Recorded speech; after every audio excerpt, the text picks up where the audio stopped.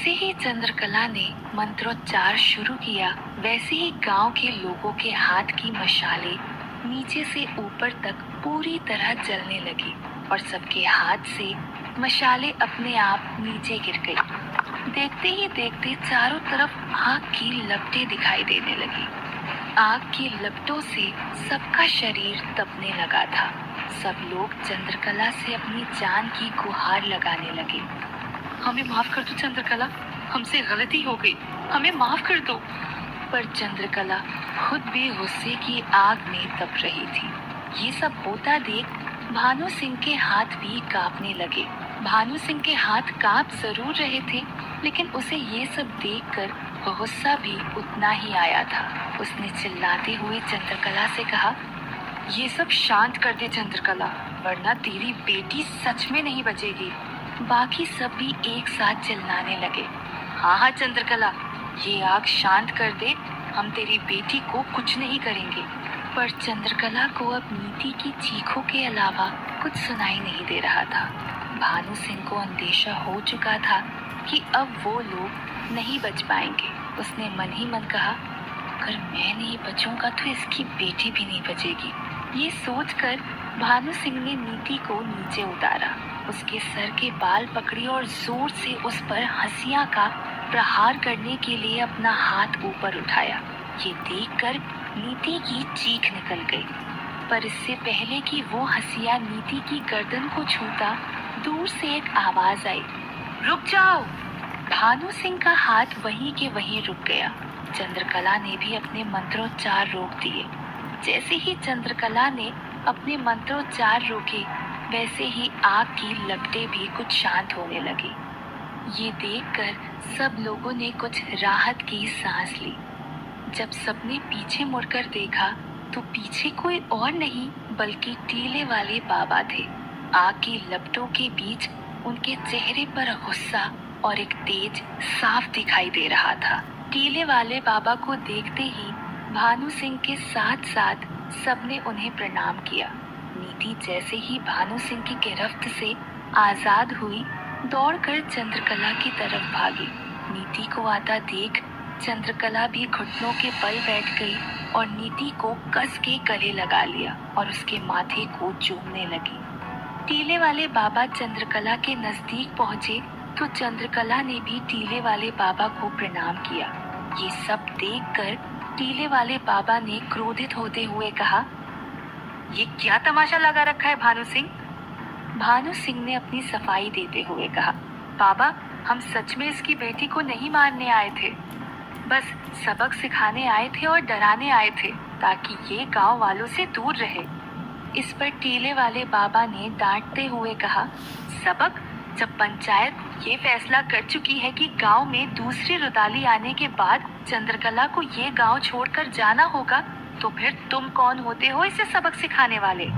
इसके जवाब में कोई कुछ नहीं बोल पाया। टीले वाले बाबा ने अपनी बात को जारी रखते हुए कहा, और शर्म नहीं आती एक औरत पर हाथ उठाते हुए और एक बच्ची पर हंसिया से प्रहार करते हुए? इसका जवाब देते हुए भानु सिंह ने कहा, पर बाबा, इसकी वजह से गांव ने भी तो 2 बेटियां खोई हैं। उस पीड़ा का एहसास इसे भी तो होना चाहिए। बाबा ने इसका जवाब देते हुए कहा, जितनी पीड़ा तुम लोगों को है उससे कहीं अधिक पीड़ा इसे खुद को है। और क्या इसके पहले मायापुर में कोई काला साया नहीं आया है? चंद्रकला ने हमेशा उन काले सायों से गांव वालों की रक्षा की है। क्या तुम लोग इसके पुराने बलिदानों को इतनी जल्दी भूल गए? बाबा की बातें सुनकर सब लोग निरुत्तर हो गए। सभी ने अपनी नजरें झुका ली। बाबा ने अपनी बात खत्म करते हुए कहा, जाओ सब लोग अपने अपने घर, और आज के बाद अगर ऐसी गलती की तो मुझसे बुरा कोई नहीं होगा। सब लोग एक एक करके वहां से चले गए। सबके जाने के बाद चंद्रकला ने बाबा से कहा, बहुत बहुत धन्यवाद बाबा, आप बिल्कुल सही समय पर आ गए, वरना आज बहुत बड़ी अनहोनी हो जाती। आइए आइए, अंदर आइए। बाबा, चंद्रकला और नीति तीनों अंदर की तरफ गए। अंदर जाते ही सबसे पहले चंद्रकला ने नीति को सुला दिया और फिर बाबा के पास आके बैठते हुए पूछा, लेकिन एक बात समझ नहीं आई बाबा, आप अचानक से यहाँ कैसे? चंद्रकला की बात का जवाब देते हुए बाबा ने कहा, मैं जानता था कि शारदा के मौत के बाद तुम काफी चिंतित हो जाओगी, बस इसीलिए आ गया। इस पर चंद्रकला ने कहा, चिंता की तो बात है ही ना बाबा, मालती ने गांव में मौतों का तांडव मचाया हुआ है और एक के बाद एक मौत से पूरा गांव भी दहल उठा है। सबके मन में डर इतना बैठ गया है कि कोई घर से बाहर भी नहीं निकलना चाहता है। उस मालती का कुछ तो करना पड़ेगा, वरना पूरा गांव शमशान बन जाएगा। टीले वाले बाबा भी जानते थे कि चंद्रकला की चिंता बिल्कुल जायज है। बाबा ने जवाब देते हुए कहा, पर अमावस्या के पहले हम कुछ नहीं कर सकते चंद्रकला। चंद्रकला ने फिर अपनी चिंता जाहिर करते हुए कहा, पर बाबा अमावस्या में तो अभी भी काफी दिन बचे हैं, तब तक मालती ना जाने कितनी हत्याएं कर देगी। और बाबा, प्रतिष्ठी यज्ञ में भी हम सिर्फ इतना ही पता लगा पाएंगे कि मालती ये सब क्यों कर रही है, और इसे रोकने के लिए क्या करे। इस पर बाबा ने चंद्रकला से कहा, यही बताने मैं यहाँ आया हूँ चंद्रकला। चंद्रकला बड़े ध्यान से सुनने लगी। बाबा ने अपनी बात जारी रखते हुए कहा, जिस दिन हम प्रतिष्ठी यज्ञ करेंगे उसी दिन हम मालती को कांच की शीशी में कैद भी कर लेंगे और फिर सही समय आने पर उसे हमेशा हमेशा के लिए भस्म कर देंगे। पर ये सुनकर चंद्रकला खुश नहीं हुई बल्कि चौंक गई और कहा, क्या? नहीं बाबा, ये तो प्रतिष्ठी यज्ञ के नियमों के खिलाफ है। हम प्रतिष्ठी यज्ञ में आई हुई किसी भी आत्मा को कैद नहीं कर सकते। जवाब देते हुए टीले वाले बाबा ने कहा, बिल्कुल सच कह रही हो तुम चंद्रकला, पर हमारे पास इसके अलावा दूसरा कोई उपाय नहीं है। इसका दुष्परिणाम यही होगा कि मेरी कुछ शक्तियां खत्म हो जाएंगी, पर वो मैं वापस अर्जित कर लूंगा। लेकिन जो गलती एक बार मैं कर चुका हूँ उसे वापस नहीं दोहराऊंगा। चंद्रकला समझ गई थी कि बाबा किसकी बात कर रहे हैं। बाबा ने अपनी बात को जारी रखते हुए कहा, मुझे एक मौका मिला था उस अंगुना को हमेशा हमेशा के लिए भस्म करने का, लेकिन मैं इन्हीं नियमों में उलझकर रह गया और आज अंगुना इतनी शक्तिशाली हो गई है कि अब उसे भस्म करना लगभग असंभव है। तो अगर मालती को अभी भस्म नहीं किया गया तो वो भी फिर ऐसी काली शक्ति बन जाएगी कि उसे भस्म करना हम लोगों के लिए असंभव हो जाएगा। ये सब सुनकर चंद्रकला भी काफी डर गई। उसने कहा, नहीं बाबा, ऐसा नहीं होना चाहिए, हमें जल्द से जल्द मालती को भस्म करना ही होगा। बाबा ने हामी भरते हुए सिर हिलाया, पर एक शंका बाबा के मन में भी थी। अपनी शंका दूर करने के लिए उन्होंने चंद्रकला से पूछा, पर एक बात मुझे समझ नहीं आई चंद्रकला, इतना कुछ हो जाने के बाद भी तुमने अभी तक मालती की सच्चाई गांव वालों को क्यों नहीं बताई? क्योंकि अगर गांव वालों को एक बार मालती की सच्चाई पता चल गई तो फिर गांव वाले इन सब के लिए यामिनी को दोषी समझेंगे, तुम्हें नहीं। चंद्रकला ने पीछे सोई हुई नीति की तरफ देखा और धीरे से बाबा से कहा, नीति के लिए बाबा, मैं नहीं चाहती कि नीति की सच्चाई गांव में किसी को भी पता चले और सब लोग उसे अलग नजर से देखें। और मेरे पास कोई सबूत भी तो नहीं है। मैंने तो सिर्फ प्रतिष्ठी यज्ञ की बात बता के यामिनी को डराया हुआ है, पर अगर मैंने उसकी ये सच्चाई बता दी तो फिर वो एक पल के लिए भी चुप नहीं बैठेगी। टीले वाले बाबा ने भी चंद्रकला की मजबूरी समझी और कहा, चलो चंद्रकला, अब मैं चलता हूँ, तुम अपना, नीति और गांव वालों का ख्याल रखना। चंद्रकला ने बाबा को प्रणाम किया और टीले वाले बाबा वहां से चले गए। चंद्रकला अपने बिस्तर पर आकर नीति के बगल में सो गई। उधर अंगुना की दुनिया में कटीली जितेंद्र को लेकर अंगुना के पास आई। अंगुना के सामने आते ही जितेंद्र ने अंगुना से पूछा, कहो अंगुना, क्यों बुलाया मुझे? जवाब देते हुए अंगुना ने कहा, तुम जानते हो कि मालती क्या कर रही है? काली शक्तियों के उसूलों के खिलाफ जा रही है। दुष्परिणाम जानते हो? जितेंद्र ने चौंकते हुए पूछा। दुष्परिणाम? कैसा दुष्परिणाम? जितेंद्र की इस बात पर अंगुना जोर जोर से हंसने लगी। तुम दोनों तो एक दूसरे से प्रेम करते हो ना, तो ये कैसा प्रेम है जितेंद्र? मालती तो इसके दुष्परिणाम के बारे में सब कुछ जानती है, उसने तुम्हें कुछ नहीं बताया? जितेंद्र ने गुस्से में अंगुना से कहा, घुमा फिरा कर बोलना बंद करो अंगुना और साफ साफ बताओ। अंगुना ने जवाब देते हुए कहा, काली शक्तियों के उसूलों के खिलाफ जाने का दुष्परिणाम होता है हमेशा हमेशा के लिए कैद। ये सुनते ही जितेंद्र की आंखें फटी की फटी रह गई। अंगुना समझ गई कि उसका निशाना सही जगह पर लगा है। उसने जितेंद्र को समझाते हुए कहा, देखो जितेंद्र, कोई भी आत्मा हमेशा के लिए काला साया नहीं बने रहना चाहती है। वो काला साया बनती है ताकि अपना बदला पूरा कर सके और फिर हमेशा हमेशा के लिए मुक्त हो सके।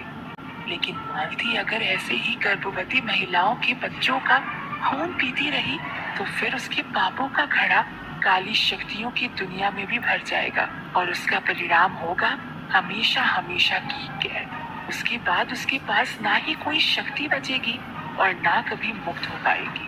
ये सब सुनकर जितेंद्र बहुत ज्यादा डर गया। उसने अंगुना से कहा, मैंने मालती को समझाने की बहुत कोशिश की, लेकिन वो मेरी बात सुनने को तैयार ही नहीं।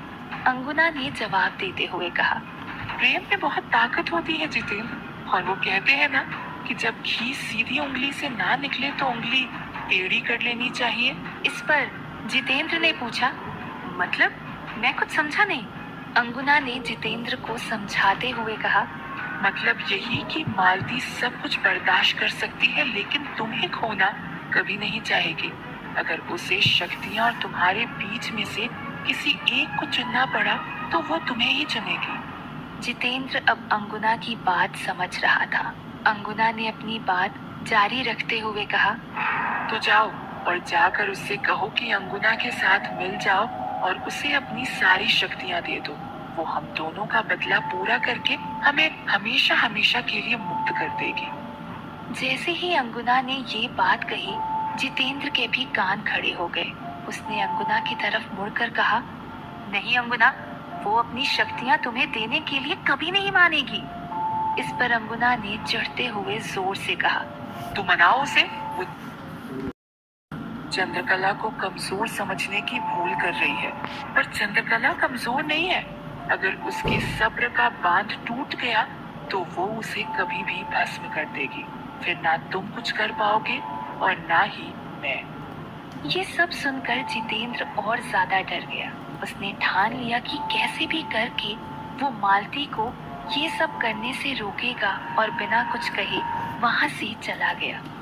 उधर राघव मायापुर में नई रुदाली लाने के लिए गांव-गांव भटक रहा था। कुछ रुदालियां उसे मिली जरूर थी, लेकिन कोई भी मायापुर आने के लिए तैयार ही नहीं हो रही थी, क्योंकि मायापुर में हमेशा काली शक्तियों के साए मंडराते रहते हैं। इस बात से आसपास के सभी गांव परिचित थे। ऊपर से नया काला साया जिस तरह गर्भवती महिलाओं को मार रहा था, उसके किस्से तो बच्चे बच्चे की जुबान पर चढ़ गए थे। ऊपर से सभी चंद्रकला की मायावी शक्तियों के बारे में भी जानते थे। इसीलिए कोई भी रुदाली चंद्रकला की जगह पर आकर चंद्रकला से दुश्मनी बैर नहीं लेना चाहती थी। भटकते भटकते राघव शहर पहुंच गया, जहां उसे पुराने दोस्त मिल गए। एक बात यामिनी ने सच ही कही थी, राघव की बस दो ही कमजोरी है, नशा और लड़की। इतने दिनों से उसने खुद को इन दोनों ही चीजों से दूर कर रखा हुआ था। लेकिन कहते हैं ना, अगर किसी कुत्ते के सामने हड्डी रखोगे तो चाहे वो कितना ही बड़ा शाकाहारी हो जाए, खुद को वो हड्डी खाने से नहीं रोक पाएगा। यही राघव के साथ भी हुआ। पुराने दोस्त मिलते ही सब उसे मैखाने ले गए, जहाँ सबने राघव के पैसों से भरपूर शराब पी। बहुत शराब पी लेने के बाद जब सब नशे में आ गए तो राघव ने कहा, चलो भाई, अब मुझे जाना होगा, किसी जरूरी काम से आया था, पहले वो करना जरूरी है। किसी एक दोस्त ने पूछा, जरूरी काम? कैसा काम भाई? जवाब देते हुए राघव ने सबसे कहा, बस भाई, गांव के लिए एक रुदाली चाहिए। किसी दूसरे दोस्त ने हंसते हुए पूछा, रुदाली? क्यों भाई, वो पुरानी रुदाली चंद्रकला मर गई क्या? नहीं भाई, मरी नहीं है, लेकिन जल्दी ही हमारे हाथों मर भी जाएगी। फिलहाल तो बस उसके पर बहुत फड़फड़ा रहे हैं, बस वो काट रहे हैं, चलो मैं चलता हूँ। इस पर एक दोस्त ने उसे रोकते हुए कहा, अरे रुको भाई, अभी असली जगह तो गई ही नहीं है। राघव समझ गया कि कहाँ जाने की बात हो रही थी। इससे पहले कि राघव कुछ कहता, दूसरे दोस्त ने कहा, हाँ भाई, बिल्कुल सही बात है। राघव इतने समय बाद वापस आया है, और अगर तवायफ के यहाँ नहीं गए तो राघव का शहर आना बिल्कुल व्यर्थ ही होगा। राघव का भी पूरा मन था तवायफ के पास जाने का। शहर में रहते हुए एक भी दिन ऐसा नहीं गया होगा जब राघव उन गलियों में ना गया हो। पर राघव ने अपने मन को मारते हुए कहा, नहीं भाइयों, अगर वहाँ चले गए तो फिर पूरी रात वहीं बीत जाएगी, और मैंने चाची से वादा किया है कि मैं कल तक रुदाली ले आऊंगा, तो किसी और दिन, आज नहीं, आज मुझे जाना होगा। कहकर राघव वहाँ से जाने ही वाला था कि किसी एक दोस्त ने उसे पीछे से आवाज लगाई, राघव, मेरे पास एक बहुत बढ़िया तरकीब है। ये सुनकर राघव रुक गया और वापस उसके पास गया और पूछा, तरकीब? कैसी तरकीब? उस दोस्त ने बताते हुए कहा, क्यों ना तुम एक तवायफ को ही रुदाली बना दो। ये सुनते ही राघव चौंक गया और उसने कहा, क्या? कैसी बात कर रहे हो भाई, एक तवायफ और रुदाली? उसी दोस्त ने जवाब देते हुए कहा, हाँ भाई, क्या हर्ज है, वैसे तो तुम उसे दोगे ही, एक तवायफ को और क्या चाहिए होता है। दूसरे दोस्त ने भी उसका साथ देते हुए कहा, हाँ भाई, बिल्कुल सही कह रहा है ये, और हर रात तेरा भी जुगाड़ होता रहेगा। कहकर सब हंसने लगे। राघव के चेहरे पर भी अब मुस्कान थी, उसे भी ये तरकीब सही लग रही थी। क्या सच में एक तवायफ बनेगी मायापुर की नई रुदाली? और क्या जितेंद्र के कहने पर अब मालती गर्भ के भीतर के बच्चों का खून पीना बंद कर देगी?